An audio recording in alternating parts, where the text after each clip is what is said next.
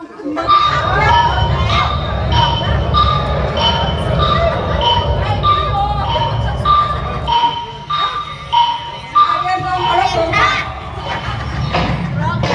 งชาติและเพลงชาติไทย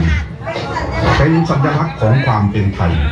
เราจงร่วมใจยืนตรงเคารพธงชาติด้วยความภาคภูมิใจในเอกราชและความเสียสละของบรรพบุรุษไทยรวมและเดือชาติไทยเป็นประชารัฐประไทยของไทยทุกส่วนอยู่ดำรงคงไว้ได้ทั้งมวลด้วยที่ล้วนไว้หลักสมังคีไทยนี่รักสงบแต่ถึงลบไม่ขาดเอกราชจะไม่ให้ใครกดขี่สละเรือทุกญาติเป็นชาติ